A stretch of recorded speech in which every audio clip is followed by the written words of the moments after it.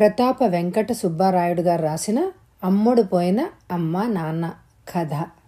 ఈ కథని చదవడానికి అనుమతించిన శ్రీ ప్రతాప వెంకట సుబ్బారాయుడు గారికి నా ధన్యవాదాలు.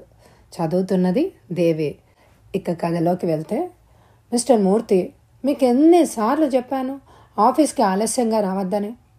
రేపు ఇన్స్పెక్షన్ ఉందని, పెండింగ్ ఫైల్స్ అన్నీ క్లియర్ చేయాలని చెప్పినా ఆలస్యంగా వచ్చారంటే మిమ్మల్ని ఏమనాలి? కోపంగా అన్నాడు మేనేజర్ శ్రీనాథ్. సార్, క్షమించండి, పర్సనల్ ప్రాబ్లం. నీళ్లు నమిలాడు. పర్సనల్ ప్రాబ్లమ్స్ ఎవరికి ఉండవని? ఎల్కేజీ పిల్లాళ్ళలాగా ఎక్స్క్యూజ్ ఏంటండి? ఇంకా టైం వేస్ట్ ఎందుకు కానీ వెళ్ళి పని చూడండి. మీకు ముసలి తల్లిదండ్రులు ఉండి వాళ్ళు రోగాలు రొచ్చులతో మిమ్మల్ని ఇబ్బంది పెడితే అప్పుడు తెలుస్తుంది నా బాధ. మూర్తి వెళ్తూ గొణుక్కున్నాడు. ఆగండి, ఏమిటి తల్లిదండ్రులు అంటున్నారు? ప్రశ్నించాడు శ్రీనాథ్. అవును సార్, ముసలి తల్లిదండ్రులతో నేను ఎంత బాధపడుతున్నానో మీకేం తెలుసు? రాత్రంతా మా నాన్న దగ్గుతో చంపేశాడు. రాత్రి వెళ్ళడమే లేటుగా వెళ్ళాను. పైగా నిద్ర పట్టలేదు. తెల్లవారుజామున ఎప్పుడు పట్టిందో మాగన్నుగా నిద్ర పట్టింది. లేచేసరికి ఆలస్యమైంది. మీ చేత చివాట్లు తినాల్సి వచ్చింది. సర్లే వెళ్ళండి అని మూర్తిని పంపించి ఆలోచనలో పడ్డాడు శ్రీనాథ్. శ్రీనాథ్ తల్లిదండ్రులు ఓ ప్రమాదంలో చనిపోయారు. అయిన వాళ్ళెవ్వరూ ఆదరించలేదు, హక్కున చేర్చుకోనూ లేదు. కుమిలిపోతున్న తనని ఊరి పెద్ద పట్నంలోని హాస్టల్లో చేర్పించాడు. అదే తన జీవితానికో మలుపునిచ్చింది. గోరుముద్దలు తినిపిస్తూ లాలించే అమ్మ ప్రేమ లేదు. అభిమానంగా గుండెలకు హత్తుకునే తండ్రి లేడు. తనకి నాని చెప్పుకోవడానికి ఏముందని, తనకు ఎవరున్నారని? ప్రేమ రాహిత్యంలో కొట్టుమిట్టాడుతున్న తనకి చదువే సర్వస్వం అనిపించింది. సమస్త శక్తులు దాని మీదే కేంద్రీకరించాడు.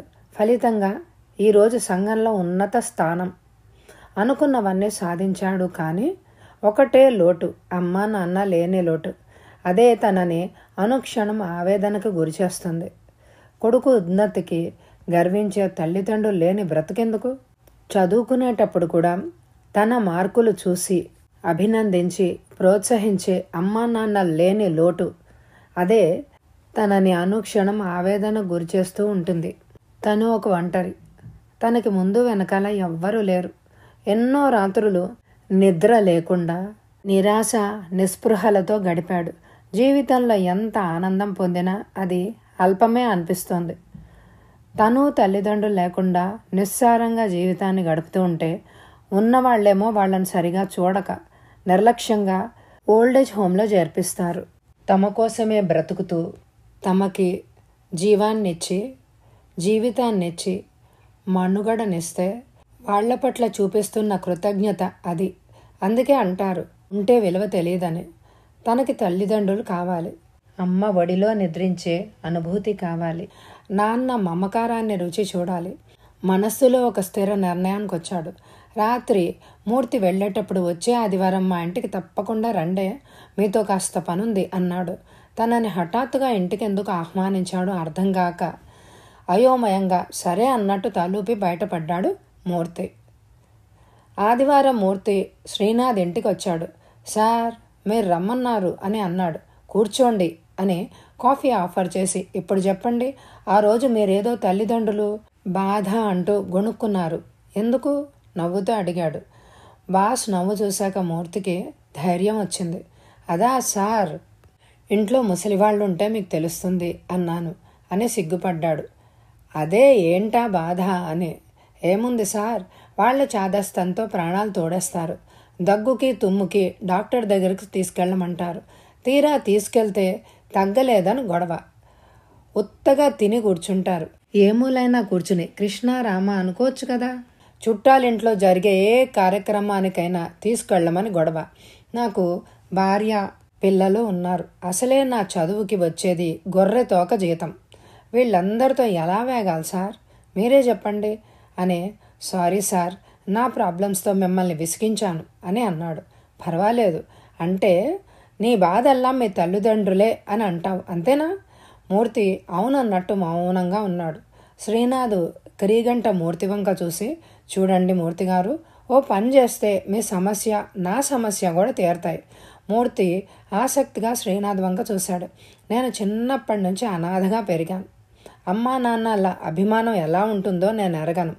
నాకు అమ్మా నాన్న కావాలి. మీరు మొన్న అన్నట్లు అత్యవసర జీతంతో మీ తల్లిదండ్రులను పోషించలేను అన్నారు. వ్యాధులకు ట్రీట్మెంట్ ఇప్పించలేరు. మీరున్న పరిస్థితికి వాళ్ళు భారమని మీరు అనుకుంటున్నారు. కోర్స్ అది నిజం కూడా. అయినా మిమ్మల్ని కని పెంచి పోషించిన వాళ్ళని అలా చేయడం తప్పు. అలాంటి మాటలు నేను మాట్లాడను.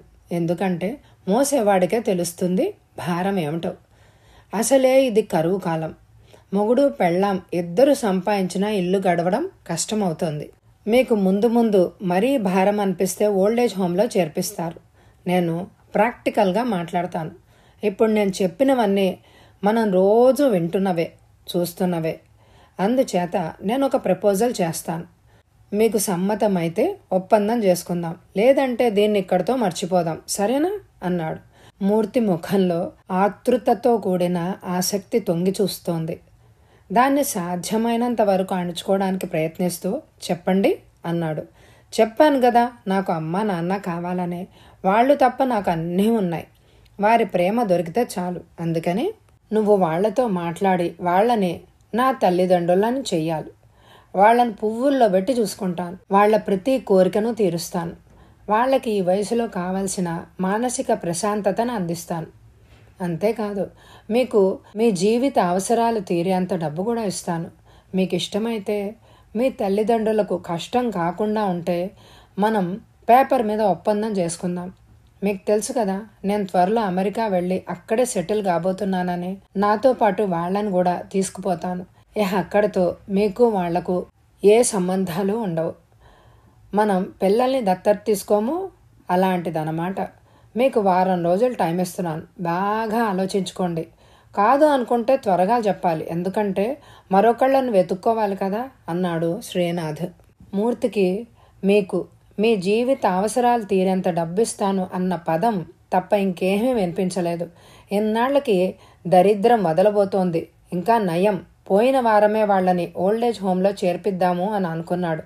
ఏ దేవుడు కరుణించాడో ఇన్నాళ్లకి మంచి అవకాశం వచ్చింది. సార్, మీరు దేవుళ్ళలాంటి వాళ్ళు సార్.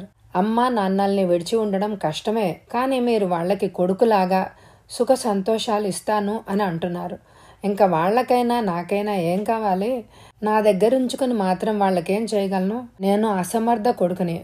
మీరు మీ ఏర్పాట్లు చేసుకోండి. వాళ్ళని ఒప్పించే పూచి నాది అని అన్నాడు.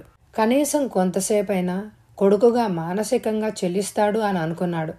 శ్రీనాథ్ అంత ఈజీగా పనవుతుంది అని అనుకోలేదు. సరే అయితే రేపోసారి నేను మీ అమ్మ నాన్నల్ని చూశాక డీడ్ ఫైనలైజ్ చేద్దాం అని అన్నాడు. మూర్తికి ఎంత తొందరగా భార్యతో ఆ ఆనందాన్ని పంచుకుందామా అని ఉంది. గాల్లో తేలిపోతున్నాడు. సార్, మరి నేను ఉంటా అని ఇంటి మొహం పట్టాడు. డబ్బుకు అన్ని బంధాలు కలుస్తాయి, విడిపోతాయి మనసులో అనుకున్నాడు శ్రీనాథ్. ఆ తర్వాత మూర్తి వాళ్ళ ఇంటికి వెళ్ళి అతని తల్లిదండ్రులని చూశాడు. పార్వతి పరమేశ్వరుల్లాగా కళకళ్ళ ఆడుతూ ఉన్నారు. వాళ్ళని చూస్తుంటే ఏదో అనిర్వచనీయమైన అనుభూతి. మూర్తి శ్రీనాథ్ని తన స్నేహితుడిగా పరిచయం చేశాడు.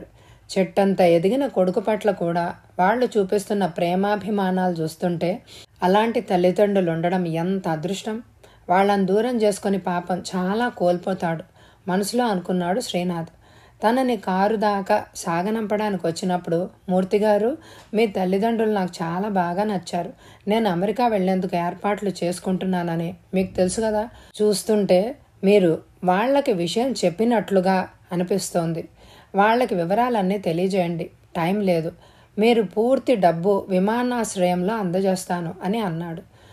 మూర్తి మనసు విహంగమైపోయింది. మూర్తి 3 రోజులు సెలవు పెట్టేశాడు వాళ్ళని ఒప్పించడానికి. ఆ మాత్రం సమయం కావాలని, పైగా తనకు కూడా వాళ్ళు దూరం అవుతారు కాబట్టి వాళ్లతో గడపాలనుందని చెప్పాడు మూర్తి. వెంటనే సెలవు శాంక్షన్ చేశాడు శ్రీనాథ్. మూర్తి వాళ్ళని 3 రోజులు కంటికి రెప్పలాగా చూసుకున్నాడు. గుళ్ళకి, గోపురాలకి తిప్పాడు. చుట్టాలిళ్ళకి తీసుకెళ్ళాడు. చివరి రోజున అసలు విషయం చెప్పాడు. మిమ్మల్ని ఈ 3 రోజులు చూసుకున్నట్టు చూసుకోవాలని నా కోరిక, కానీ అది తీరదు. నాకొచ్చే జీతానికి నేనే రాజీ పడుతూ బ్రతకాలి. ఇంకా మిమ్మల్ని నేను చూడాలి. మీరు శ్రీనాథ్ గారి దగ్గరుంటే ఈ వయసులో చాలా సుఖపడతారు. ఏ జన్మలో పుణ్యం చేశారో, అందుకే శ్రీనాథ్ గారు ఆ అవకాశం మీకు ఇచ్చారు అని సమాధానపరచబోయాడు. కానీ వాళ్ళు ఊరుకోలేదు. ఏడ్చారు, మొత్తుకున్నారు. కొడుకు దగ్గరలేని సుఖం తమకొద్దు అన్నారు. కలో గంజో తాగి కొడుకు దగ్గర ఉంటామని కాళ్ళు కూడా పట్టుకున్నారు. అయినా ఆ కొడుకు మనసు కరగలేదు. మీరు నేను చెప్పినట్టు వినండి. దీంట్లో నా స్వార్థం కూడా ఉంది. నా కుటుంబ అవసరాలకు కావలసినంత డబ్బిస్తానన్నాడు. ఆఖరికి నిజం చెప్పేశాడు. వాళ్ళు మ్రాన్ పడిపోయారు. 3 రోజులు సెలవు పెట్టి అలా తమనెందుకు తిప్పాడో అర్థమైంది. ఇహ ఏం మాట్లాడినా అతడు వినిపించుకోడని కూడా అర్థమైంది. వాళ్లను విడదీసే రోజు రానే వచ్చింది. విమానాశ్రయంలో ఆ వృద్ధ దంపతుల కళ్ళ నుంచి అవిశ్రాంతంగా నీళ్లు స్రవిస్తూనే ఉన్నాయి. పక్కనే ఉన్న శ్రీనాథ్ ఊరడిస్తున్నాడు. వాళ్ళు ఎదురు చూస్తున్నది వాళ్ల కొడుకులు ఆఖరి క్షణంలోనైనా మార్పు వస్తుందేమోనని. కానీ అది అడియాసే అయింది. అన్న మాట ప్రకారం డబ్బున్న సూట్ కేసు మూర్తి చేతికిచ్చాడు శ్రీనాథ్.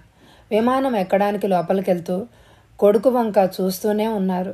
కన్నీళ్లతో మసకబారిన వాళ్ల కళ్ళకి ఆత్రంగా డబ్బు లెక్క పెట్టుకుంటూ కనిపించాడు మూర్తి. కథ సమాప్తం. ఈ కథ రాసిన ప్రతాప్ వెంకట్ సుబ్బారాయుడు గారికి నా ధన్యవాదాలు. మీ అందరికీ ఈ కథ నచ్చితే తప్పకుండా లైక్ చేయండి, షేర్ చేయండి. Thank you very much my dear friends.